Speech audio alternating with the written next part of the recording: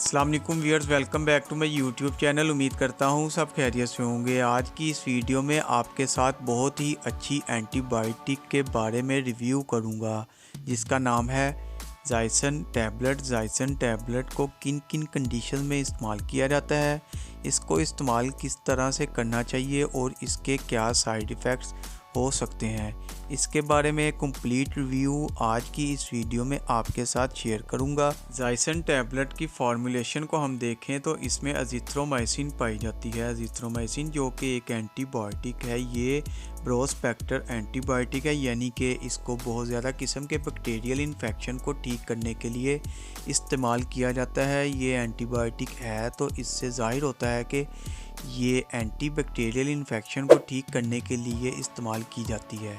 लेकिन हर एंटीबायोटिक का अपना अपना फंक्शन होता है और अजिथ्रोमाइसिन का भी अपना फंक्शन है। तो अजिथ्रोमाइसिन यानी ज़ाइसन टैबलेट को किन कंडीशन में इस्तेमाल किया जाता है, इसके बारे में बात करते हैं। ज़ाइसन को रेस्पिरेटरी ट्रैक्ट इन्फेक्शन में बहुत ज़्यादा इस्तेमाल किया जाता है। अजिथ्रोमाइसिन एक ऐसी एंटीबायोटिक है जो कि रेस्पिरेट यानी सांस की नाली के इन्फेक्शन के लिए बहुत ही ज़्यादा फ़ायदेमंद है। जिसमें आ जाता है हमारे पास निमोनिया। इसके अलावा सांस की नाली में जो इन्फेक्शन होता है जिसको हम ब्रोंकटस कहते हैं, इस केस में भी इसको इस्तेमाल किया जाता है। इसके अलावा अपर रिस्ट्रैक्टेड ट्रैक्ट, इसमें भी इसको इस्तेमाल किया जाता है। जिस तरह गले का इन्फेक्शन हो जाए, आपके गले में बहुत ज़्यादा इन्फेक्शन है, केस में भी आप इसको इस्तेमाल कर सकते हैं। अगर आपको टॉन्सिल्स हैं तो आप इसमें भी इसको इस्तेमाल किया जा सकता है।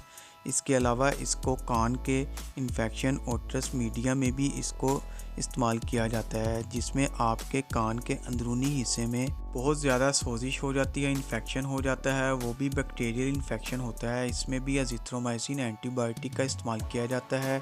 इसके अलावा इसको आप सेक्सुअली ट्रांसमिटेड इन्फेक्शन में भी इस्तेमाल कर सकते हैं, यानी वो इन्फेक्शन जो इंटरकोर्स के दौरान ट्रांसमिटेड होते हैं, इसमें भी इसका इस्तेमाल किया जाता है। इसके अलावा इसको बुखार में भी डॉक्टर कॉम्बिनेशन के साथ इस्तेमाल करवाते हैं, क्योंकि बुखार के अंदर भी आपको कोई ना कोई इन्फेक्शन हुआ होता है जिससे गले में इन्फेक्शन हो।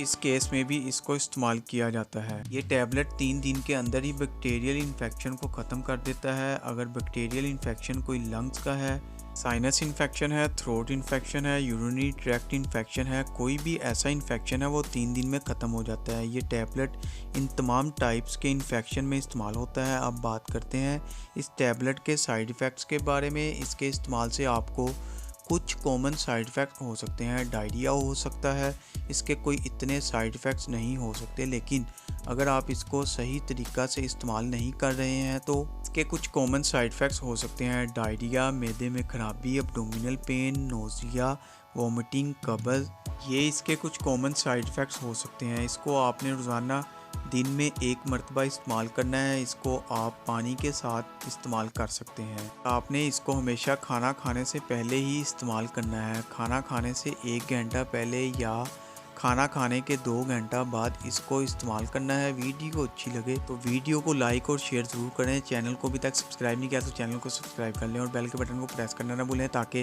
नेक्स्ट वीडियो की इन्फॉर्मेशन आप तक बआसानी पहुँच सके। शुक्रिया, अल्लाह हाफिज़।